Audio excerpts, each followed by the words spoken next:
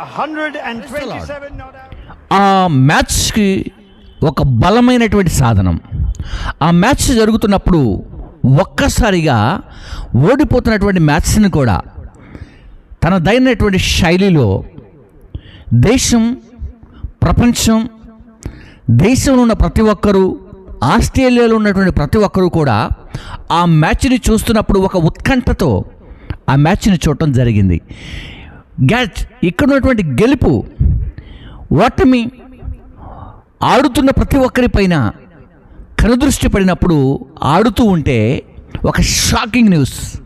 ఈ గేమ్ ఎటు వెళ్తుంది, ఈ మ్యాచ్ ఎటు వెళ్తుంది, ఈ మ్యాచ్ని గెలవగలమా? వరుస విజయాలతో వచ్చినటువంటి ఆస్ట్రేలియా ఇక్కడ భారత్తో తలపడింది. ఆ మ్యాచ్లో జరిగినటువంటి సంఘటన గెలుపునిస్తే చాలామంది విమర్శలు చేస్తూ ట్రోల్ చేస్తున్నారు. అందుకే ఈ వీడియో చేస్తున్నాను. సో మీ అందరికీ కూడా ఈ వీడియోకి స్వాగతం పలుకుతున్నాను. Welcome.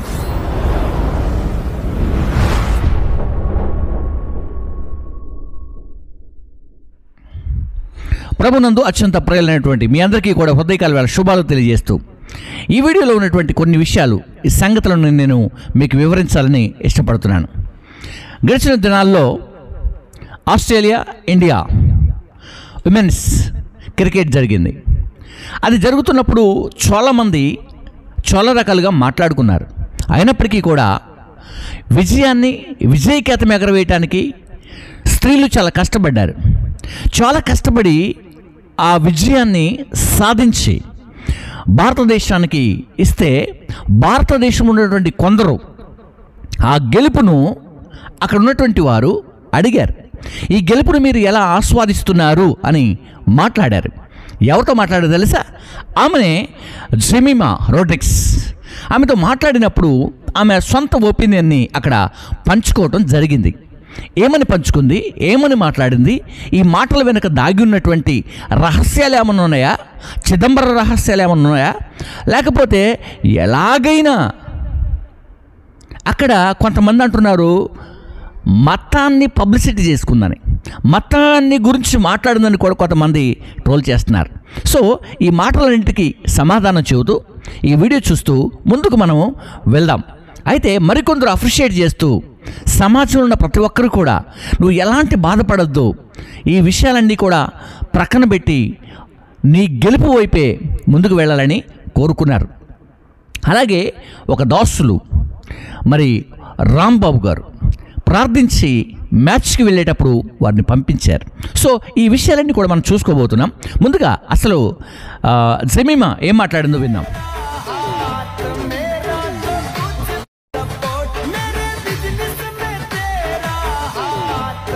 Will present today's Player of the Match award to India's Jemimah Rodrigues. 127 not out of 134 balls as she takes India to the World Cup final. Jemmy, it's the stuff of dreams. I can imagine there's a lot of emotion in you right now. What are your first thoughts? Firstly, I want to thank Jesus because I couldn't do this on my own. I know He carried me through today. I want to thank my mom, my dad, my coach and every single person who just believed in me throughout this time. It was really hard these last whole month, but it just feels like a dream and it's not sunk in yet. Take your time, Jemmy. We'll get through this. చూసారు కదా వారు ఏమంటున్నారు అంటే, ఈ match నేను అనుకోలేదు, అయినప్పటికీ కూడా నా ఆలోచనలు వేరేలాగున్నాయి, అయినప్పటికీ కూడా నన్ను నడిపించినటువంటి నా దేవుడు లేకపోతే నా విశ్వాసము నన్ను చాలా ధైర్యంగా తీసుకువెళ్ళింది. ఈ గెలుపు నాది కాదు, జీసస్దే అన్నది. ఓకేనా? ఇక్కడ చాలామంది ఈ విషయాన్ని గమనిస్తూ మాట్లాడుతున్న మాటల్లో ఏంటంటే, వాళ్ళ డాడీ మీటింగ్స్ పెడతారు, వాళ్ళ డాడీ ప్రార్థనల కోసం మీటింగ్స్ పెడతారు. అంటే వారు చేసినటువంటి విషయాలన్నీ కూడా గుర్తు చేసుకొని ఇక్కడ బురద చల్లటం అనేది అసలు ఇది ఏమాత్రం కూడా న్యాయమైనటువంటి విషయమో కాదు. కాబట్టి ఇక్కడ ఆమె మాట్లాడిన ప్రతి మాటలో మీకు గుర్తు చేస్తాను. నేను ముందుగా జీసస్కి లేక యేసుక్రీస్తు వారికి ధన్యవాదాలు తెలియజేస్తున్నానని చెప్పారు. తర్వాత నా తల్లిదండ్రులకని చెప్పారు. తర్వాత నా కోచ్కని కూడా చెప్పారు. అంతేకాకుండా ఎవ్రీ వన్ అని కూడా చెప్పారు. దేశంలో ఉన్న ప్రతి ఒక్కరికి చెప్పారు కదా, అందులో మీరు కూడా ఉన్నారు. ఎవరైతే ట్రోల్ చేస్తున్నారో, సో ప్రేమటువంటి స్నేహితులారా, మీరు కూడా ఉన్నారు. మీకు కూడా ఆ గెలుపులో, ఆ విజయములో పాలిభాగస్తులను చేస్తుంది. కనుక భారతదేశంలో ఉన్న ప్రతి ఒక్కరూ గెలిచారు. భారతదేశంలో ఉన్న ప్రతి ఒక్క వ్యక్తి కూడా ఆస్ట్రేలియా పైన విన్ చేసినటువంటి జమీమా పైన ట్రోల్ చేయడం అనేది, సో ఇది ఒక షాడ్. నేను దీన్ని ఆస్వాదించట్లేదు అసలుకే. కారణం ఏంటంటే, ఇది ఒక చరిత్రలో అక్కడ ఒక ముస్లిం వ్యక్తి ఉన్న తన ఆరాధ్య దైవాన్ని తను తలుచుకుంటాడు. అక్కడ ఒక సిక్ ఉన్నప్పటికీ కూడా తన ఆరాధ్య దైవాన్ని తను తలుచుకుంటాడు. అక్కడ ఒక సనాతన ధర్మాన్ని పాటించే వ్యక్తి ఉంటే కూడా తన ధర్మాన్ని తన విశ్వాసంలో కొలుచుకుంటాడు. అక్కడ ఎవరున్నప్పటికీ కూడా ఆ విశ్వాసాన్ని వ్యక్తపరుస్తారు. అయితే ఆ విశ్వాసాన్ని బట్టి, ఆ వ్యక్తి ఉన్నటువంటి మతాలను బట్టి మనం మాట్లాడటం అనేది ఎంతవరకు న్యాయం? కాబట్టి ప్రేమటువంటి స్నేహితులారా, ఈ సమయంలో ఒక సహాయం జరుగుతూ ఉంది. నేను దాని గురించి మాట్లాడాలి. ఆ తర్వాత మరి ఈ జమీమాకి ప్రార్థన చేసినటువంటి దైవజనులు కూడా ఉన్నారు. కాబట్టి దానికంటే ముందు నేను ఒక విషయాన్ని మీకు గుర్తు చేయాలని నేను ఇష్టపడుతున్నాను. ముందుగా ఒకసారి ఈ వీడియో చూద్దాం.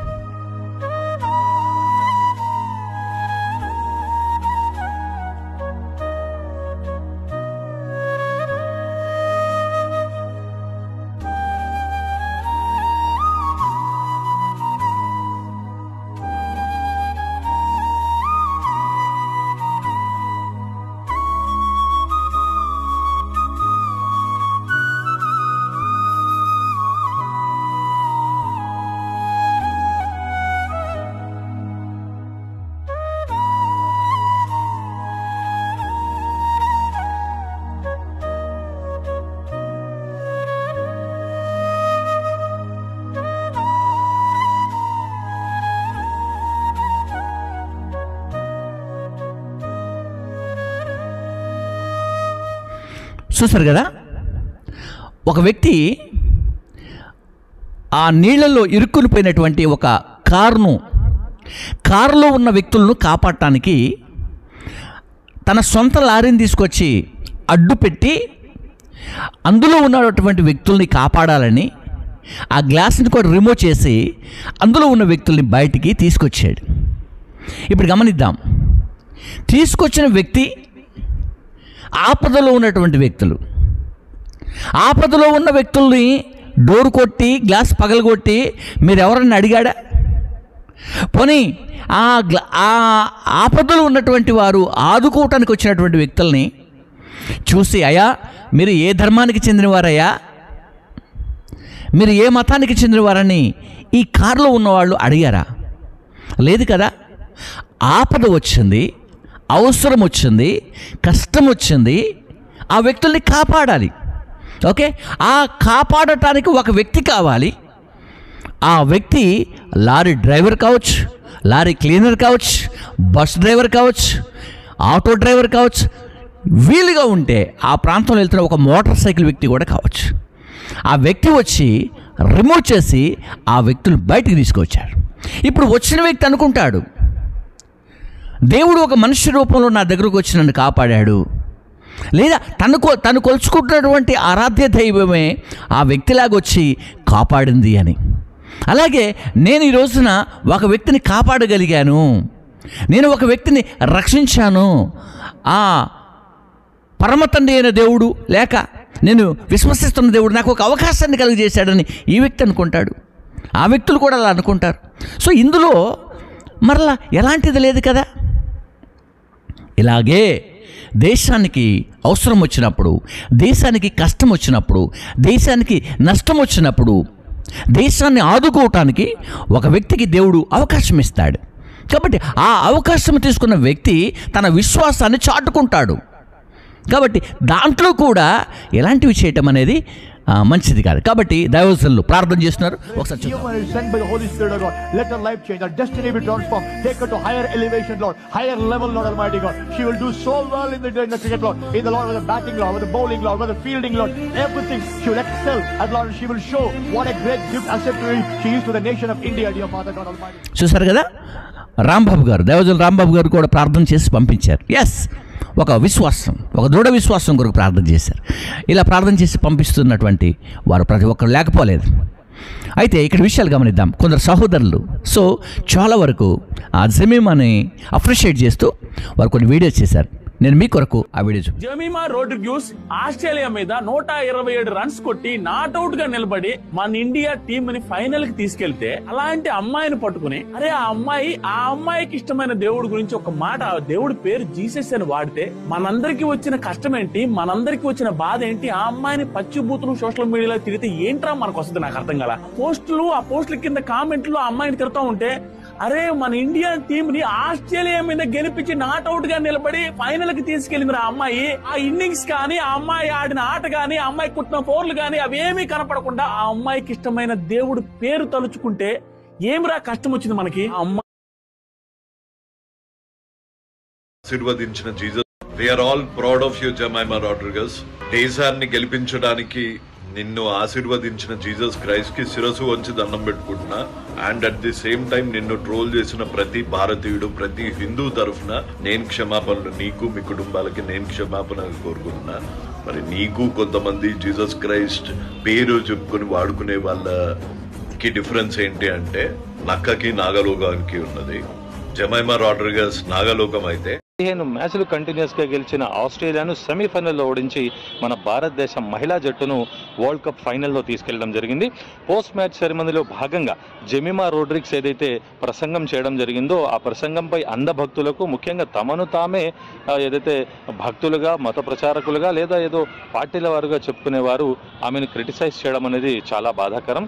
ఏదైతే జమీమా రోడ్రిగ్స్ జీసస్ నాకు సహకరించాడు, నేను ఒక్కదాన్ని ఇది చేయలేకపోయేదాన్ని అని చెప్పుకుంది. ఇది సర్వసాధారణంగా అది హిందువులైనా, ముస్లిమ్స్ అయినా, ఏ మతాల వారైనా వారి చూస్తారు కదా. ఇందులో ఒక ముస్లిం సహోదరుడు కూడా చక్కగా చెబుతున్నాడు, హైందవ సహోదరులు కూడా చక్కగా చెబుతున్నారు. ఇక్కడ రిలీజన్ కాదండి, గేమ్కి రిలీజన్ ఏంటండి?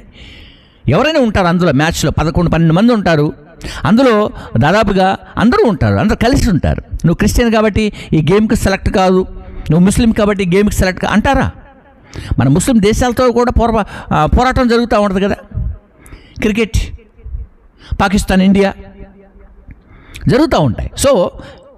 ఆటని ఆటగానే చూడాలి, ఆటగానే చూడాలి తప్ప ఎప్పటికీ కూడా దాన్ని సమాజానికి, సభ్య సమాజానికి విలువ లేనటువంటి మాటలు దయచేసి ఎవరు మాట్లాడకూడదని కూడా ఈ సమయంలో నేను మీకు జ్ఞాపకం చేస్తున్నాను. కాబట్టి ఈ మ్యాచ్ ద్వారా ప్రపంచంలో ప్రతి ఒక్కరూ కూడా జమీమా రోడ్రిగ్స్ వైపు చూశారు.